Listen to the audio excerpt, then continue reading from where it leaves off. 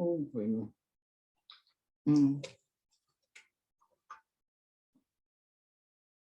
Hello, Brittany.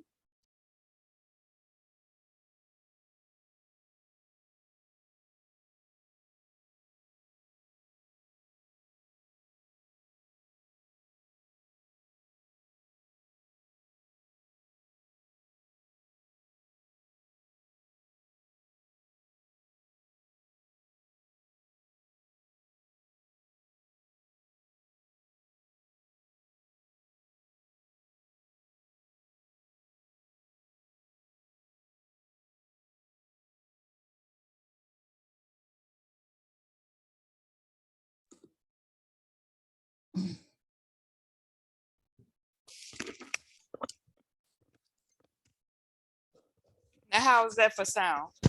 Oh, good. Okay. Sorry about that. It's okay. I guess because I could hear you fine, I thought that you could hear me fine. And sometimes it does work without the headphones. Mm-hmm. I don't know why it wouldn't work, but it happens. Ooh, child, and steps. I'm out of breath. I'm sorry. Now you got steps too. Yes, 3. I have 3 levels. You in the city? Are you in the city? I'm in the county. I got three levels too, but well, 4 with, let me see, 1, 2, 4 with the basement. Ooh, child, that's a lot. Lots of room. Yes, indeed.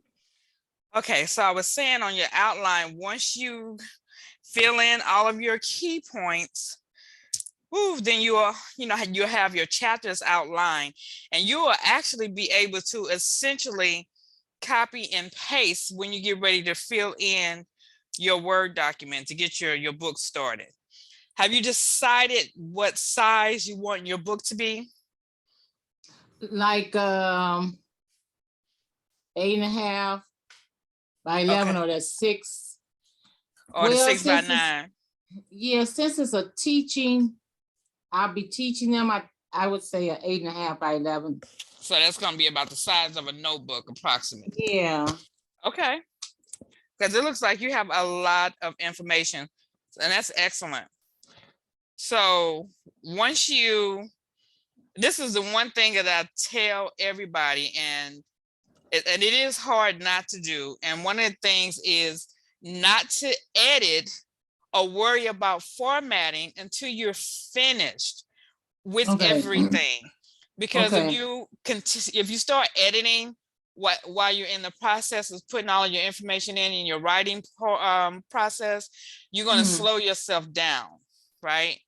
So if you wait to the very end where you have everything in, right, then you can start doing your editing, correcting, so you'll do it all at once, right? And doing your grammar corrections and your formatting. Now, your formatting is important because, like you said, you need to know what size you want your book to be, and you have to set your margins and all that good stuff, which I know you're familiar with. And the most important part of the formatting is to make sure that your book and your chapters flow, right? So it's particularly since you're doing an instructional manual book per se, then you would just make sure that your steps are in order and like everything makes sense, because even once you get everything in, once you're done editing and you're done formatting, you have to go back and reread. You're going to reread your book several times just to make sure that everything is the way it needs to be, right? Okay. Yeah. Okay. So you're going to use Amazon, is that correct? To publish? I don't know. Okay. I don't know what options I would have, like as far as self-publishing. Okay. So Amazon is one. Okay. So the one that I'm very familiar with is Amazon. So that's the one I'm going to talk about. And if you decide that you want to use like Instant Spark or something else, and you need help with it, you can reach out to me and I'll be glad to help you. Okay. But I've done all of my self-publishing on Amazon. So I'm just going to talk about that. Okay. You've been successful with that? Mhm. Yeah. So Amazon, and just like any other platform, will allow you to create an author's page when you get to that point, right? So you'll upload your bio and you'll start to list your books, right? And what that does when you have your author page is people can follow you. So anytime you update, you publish something new, they'll get a notification like, hey, Rhonda just published a new book or placed a book on sale, whatever. Okay. Mhm. But so with the Amazon, once you are done with your book, they have now, because Amazon is kind of picky with their formatting, and they want to make sure that your formatting will look well for when they actually get ready to print your book. So they have now what they call a Kindle Create. Mhm. And when you get to that point, I'll walk you through it. I'm just talking you through it right now. And so what it does is you sign up, it's free. All of this is free. You sign up, and what you'll do is essentially you'll upload your book into that that module, and it will check everything for you, right? Mhm. It is going to automatically create your table of content and automatically align your book for the formatting for the size that you have chosen for your book, right? And then once that is done, then it'll let you know that it is complete and ready. And then again, you're going to want to reread it just to make sure that, because even though Amazon is checking it, you just want to make sure it's still you recheck it yourself to make sure you didn't leave anything out that they didn't catch, or vice versa. Okay.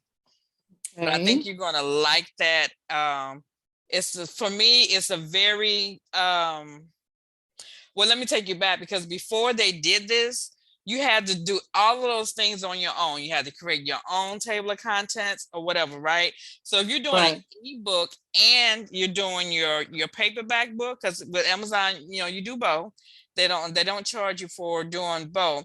So when you have your table of contents page created on your ebook, all your reader has to do is click on whichever one they want, and it's going to automatically open up that chapter for them. For the ebook. Oh, that's cool. It's really nice. So your Kindle readers, all they have to do is click a chapter, because they don't won't have to scroll through or anything like that. So that's very nice thing that Amazon does. But when you get to that point, I have no problem with walking you through it if you need the help, because once you upload your book to the Amazon, the Kindle Create, it'll have you to highlight what you want your chapter's name to be. And it can be off a little bit. Sometimes you have to go back and unhighlight some words, because sometimes it might grab, for some reason, the very first sentence of your paragraph. You're like, that ain't part of the title. Just little stuff like that. Okay. But yeah, I think it's user friendly, and I really think you'll like it. Okay. Okay. Now the other thing that I really have more of a comment about is the research, because when you're writing, and I know you know your topic very well, you have to research. And for you, typically, basically, I really don't know. Can't tell you much about websites.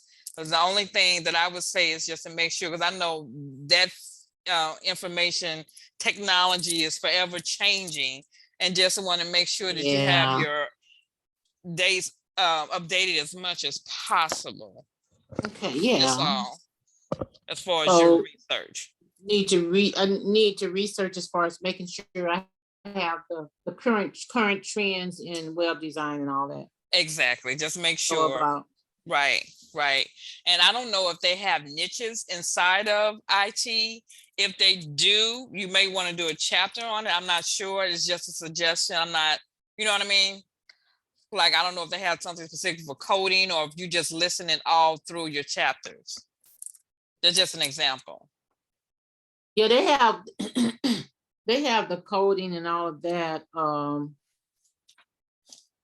Yeah, but it'll flow, it'll fall within the chapters. Okay. Yeah, Okay. you know, when I get into the different chapters.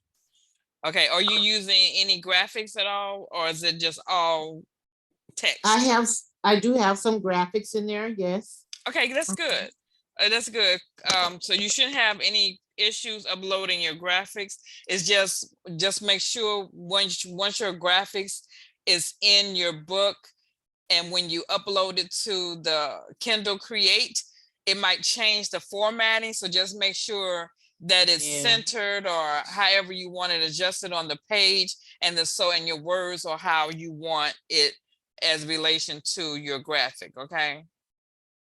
Okay, and do you think that sometimes that Kindle may not have a particular font? They actually have several fonts. And if I'm not mistaken, I'm trying to remember what I was using. It lets you download additional fonts. Is there a particular font that I should use when publishing, like writing books? I recommend Arial size 12. That's what I guess my standard. It's the most popular. It's the most easy to read.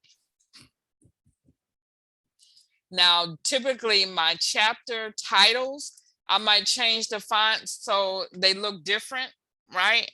But just for the reading, Arial 12. Okay. It's perfect size, perfect font. It's clear, precise. You don't have to worry about your readers not being able to understand what you're saying. Okay. Okay. Hold on, I'm going through your outline. There was something else I wanted to talk about. Outline research. We went over the Kindle.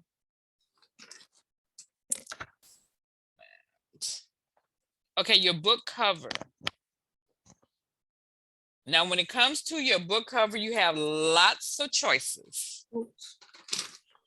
Okay. So, and if you want a specific graphic for the cover of your book, then what you would need to do is you will have somebody, make your graphic for you, but you would need to let them know that it is for a book, because the graphics, whatever it is that they do, is different when you're doing book publishing for the pixels or something. Okay. Okay. If you're using a photo of yourself, it's going to be the same thing. You won't be able to use just any picture. I would suggest, and what I do with my clients, I have all of my clients do a photo shoot. It doesn't matter. It could be a big shoot or a small shoot. And then at the same thing, you need to let them know that the picture is for a book cover, whether it's front and back or whatnot. And also, if you're using a photographer, they need to give you a photo release, giving you permission to use the photo for publishing on a book. Okay. Okay. If you are using just words, and when you get ready to publish on Amazon, they have a module where it will create a book cover for you if you're just using words. I say words, but it can be a picture too. Let me see something. All right, let me see if I can see my Amazon page real quick. So it's just a few pictures. Just take a few pictures, right? Because you can either, there's so many different ways you can do it with your cover. Because you can have picture on the front and the back, just words on the front, picture on the back. It's going to be however you decide to design it, right?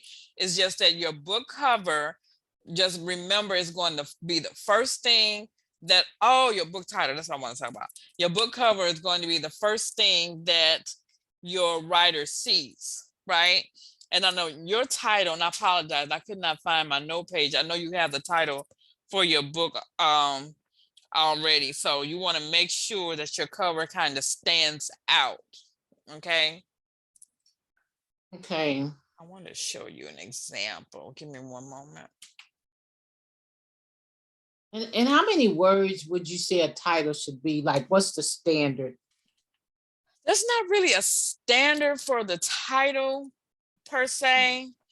It's just if it's a particularly long title, you might want to break it up where it's a main title and then a subtitle. Does that make Okay. sense? Mm-hmm. Okay. Hold on for me. Can you see my screen? Yes. Uh-huh. Okay.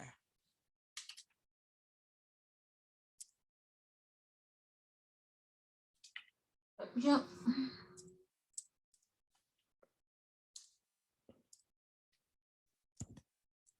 I wanted to show you, I think the last book cover I did.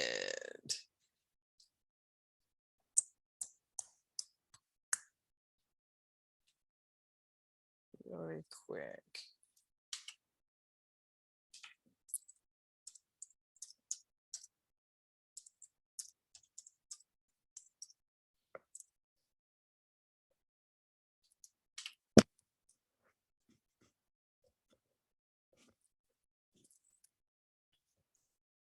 Amazon. Ooh. Yeah. See, that's just an example with me with one with a picture. Then I have the words. I can't remember what I Yes. have on the back on that one. Hold on for me. What's the last one? This one. This was the last one I did. This one right here is actually a workbook. So I just used, now this, just to give you an example of what the Amazon book cover created, since I was just using the words, the picture, it was one I chosen from their selection, just my name and just the words, just to give you an idea. But you can do so many things with your book cover. It's totally up to you. Oops, I'm sorry. Hold on a second. I'm gonna show you one I had done with the graphic artist.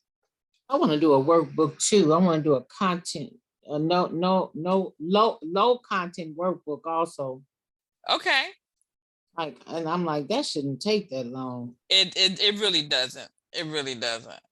So this one, this cover right here, see if I can blow it up. I use a graphic artist for him. Really can't see it that good the way I got the title up. But it's just 7 different ways you can do your book cover.